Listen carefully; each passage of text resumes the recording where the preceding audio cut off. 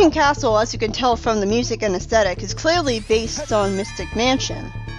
Although, it's also based on Hidden Castle, but sadly this castle doesn't turn upside down. I at least like the fact that they bothered to give it a unique name. I mean, Pumpkin Castle does make sense because there are pumpkins there. I mean, it's still very obviously not an original level, but at the very least it has a different name. I think even that helps a lot. But sadly, this isn't a castle that turns upside down, so there goes that unique thing. It's a good level. Sometimes you have to hit switches to progress, and it can be frustrating how you have to walk into the center of them in just the right way to hit them. Sometimes you could have sworn you hit them, but you didn't.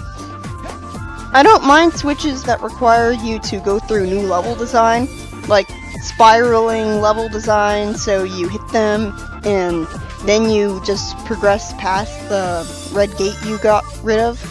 But when they just create a barrier and that's it, they're just padding. I love the way the level looks, the creepy feel of it, but sometimes it can be hard to tell where you're expected to go and hit dead ends or wander around confusion. Like a minute in, where at first I didn't realize I could go straight ahead to progress because I thought I'd fall off the stage. A minute and 20 seconds in, there's a dash pad right before a loop where you were spin dashing down a slope towards it anyways. So we have a Sonic 4 situation, where building up speed through skill by yourself is made to feel pointless. After that is a homing attack chain where you go upwards. So you better understand that the homing attack can do that by this point. Again, I would have loved to have a targeting ridicule so that I would know that.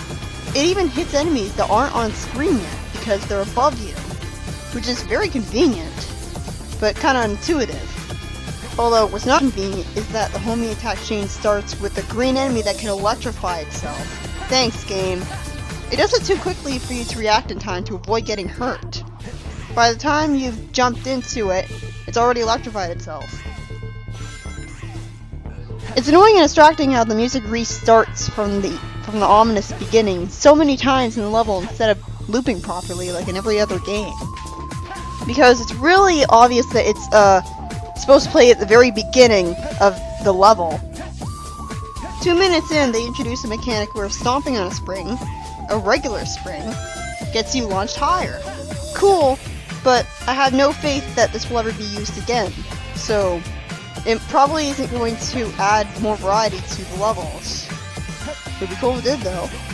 And plus, it has me worried that, well, I'm sure that if you just stomp onto it from the minute you show up at it, then it's not going to be pace-breaking by having you get launched and then get stopped by a wall that's too high for you.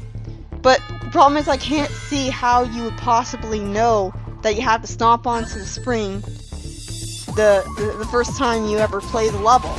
So it's just going to be the bounce bracelet problem where you're going to it just adds walls that are going to stop you from progressing and force you to hit the spring again.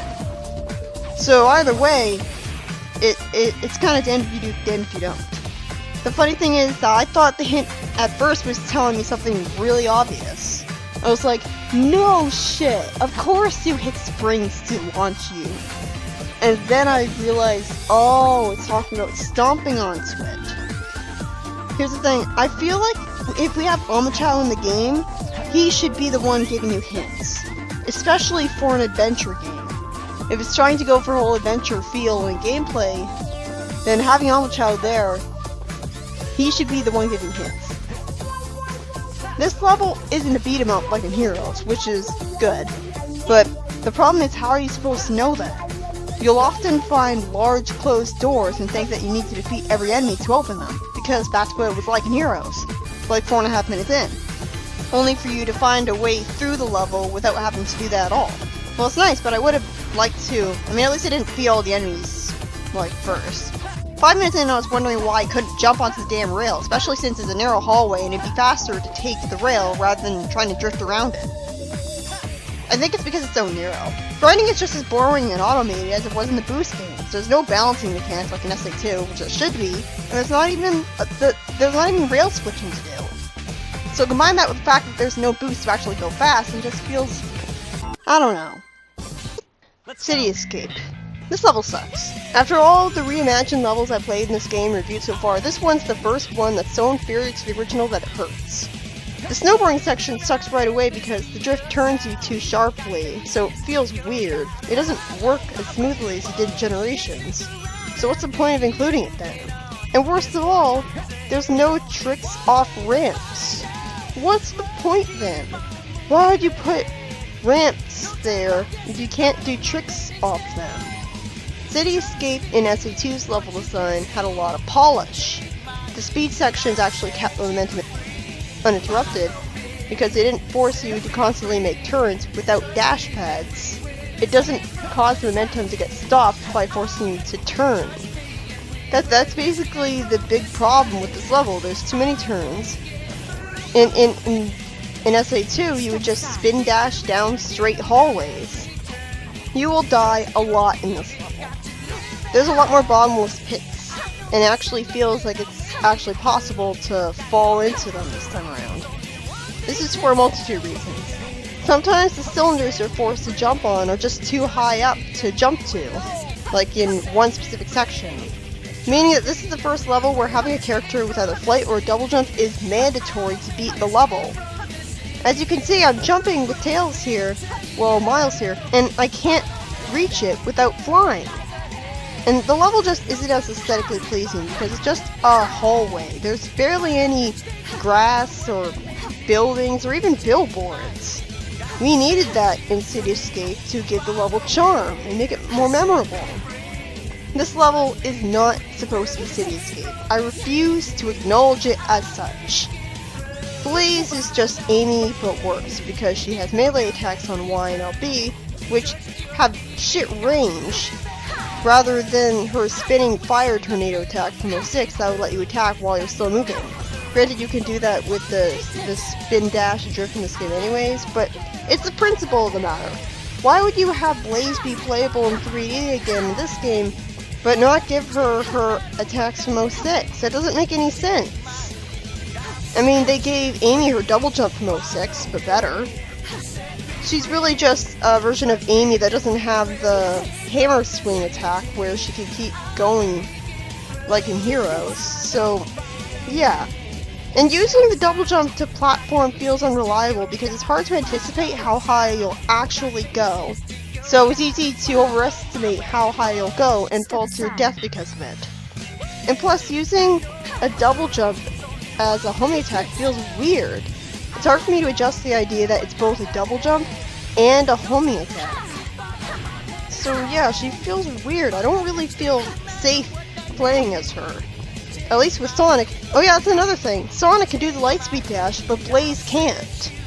Even though the Lightspeed Dash is mandatory for progressing through level without the flight.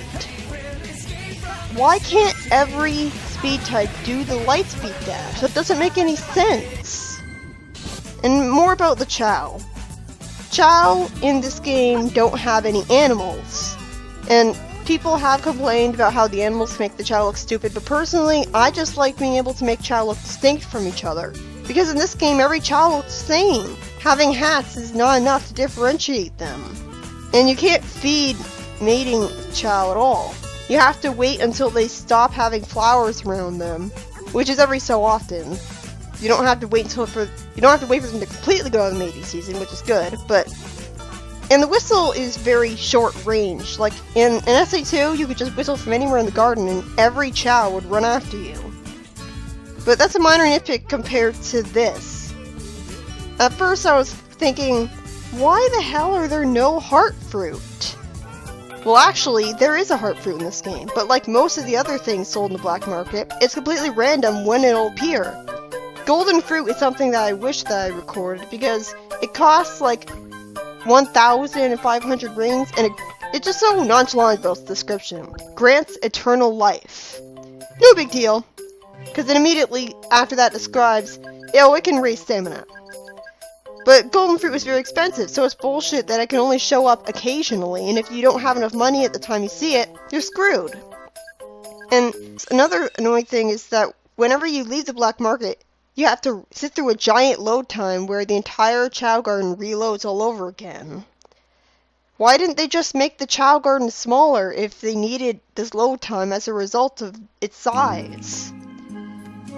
There's also no green tunic hat, which is kind of weird because you think the whole point of having a tunic hat is that you can have your Chao look like Link, but if there's no green one, or if it's random when the green one appears, then what's the point of including it? I mean, there's a red plumber hat, so... I discovered, well, one of my many failed attempts to get Chao to actually mate in a worthwhile way, that Chao can reject food when they're not hungry anymore. So much for that. The frustrating thing is that it says that it only says that the heart fruit increases egg fertility. It doesn't say that it makes the Chao more likely to mate with each other. But that's obviously false advertising because I'm giving them heart fruit here and they're still not making eggs. So is this a glitch or is... I just don't see why they programmed it like this. Casino Park tries to scare you with having a few mandatory pinball tables right from the start. One of which can apparently fling you off the edge. That was Tails though, so it didn't really matter.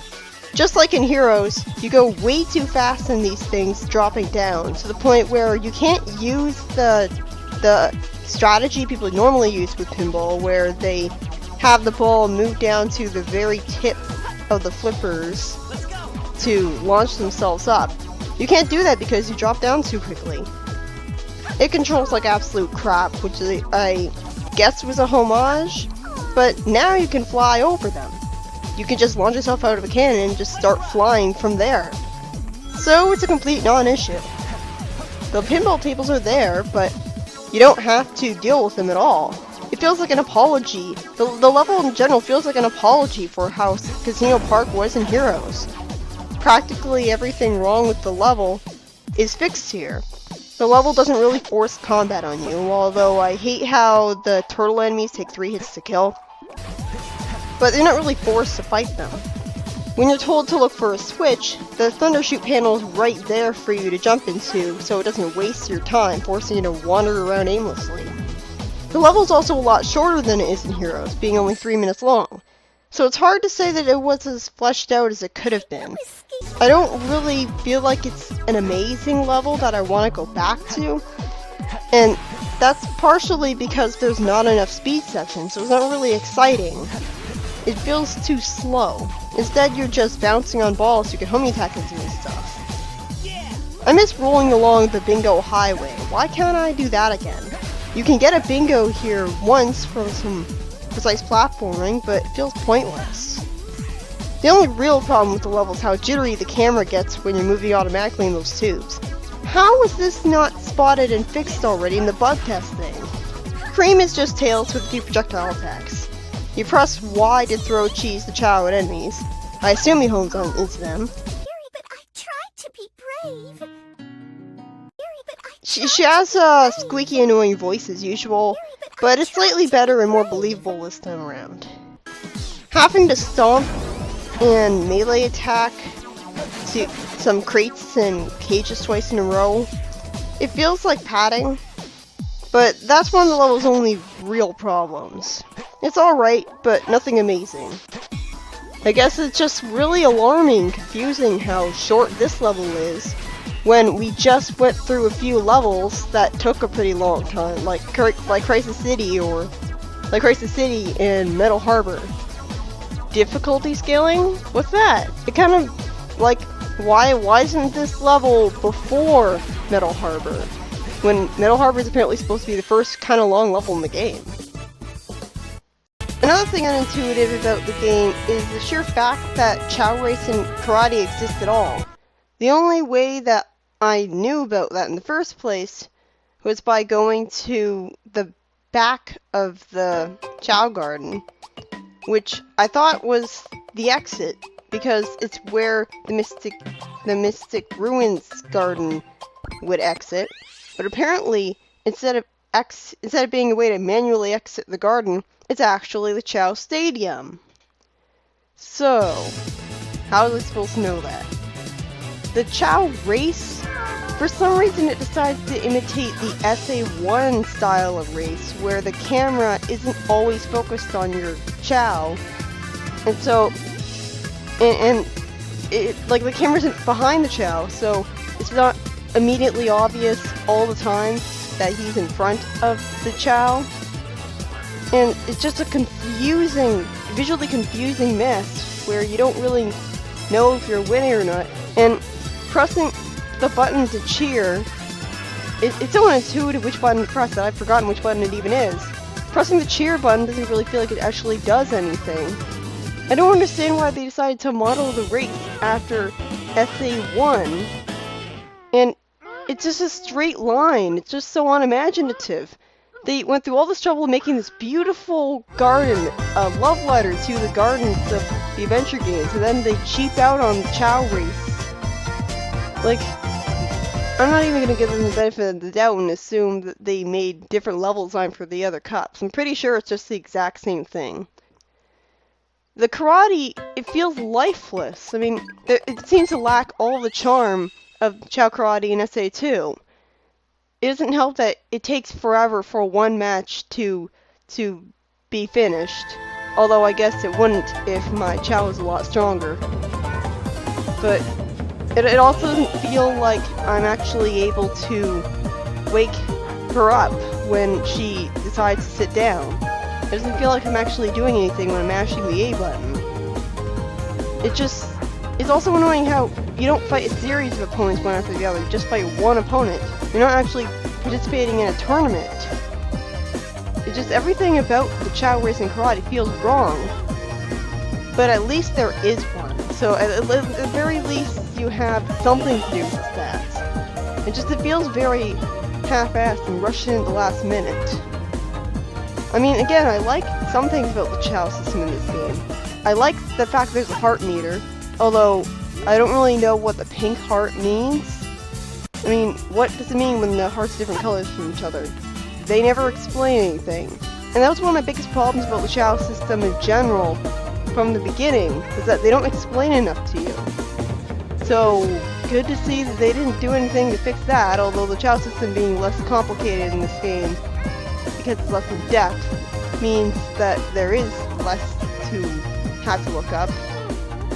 Or maybe it is just in depth, at least in the sense that there's still like you can get a very specific color combination of Chow, but only by participating in a complex breeding chain. Like, that complicated stuff might still be in the game, I don't know. But yeah, I like the heart meter in concept. But I don't like the fact that you can have glitched out Chaos Drives if a Chow decides to feed itself a Chaos Drive, and occasionally just by picking a Chow up too early after giving it one. Like, it just stays there and you can't tell that it's already been used aside from the fact that it doesn't move. So you glance at it and you think, oh, I need to give this to my Chow. Oh, it's not, it's dead. Okay. They really should have ironed that out in the bug testing. And I know it's a fan game, but if anything, that's even less of an excuse to not bug test, because, I mean, they're fans. They played the games themselves. Do you think they'd play the game themselves and find the bug and fix it?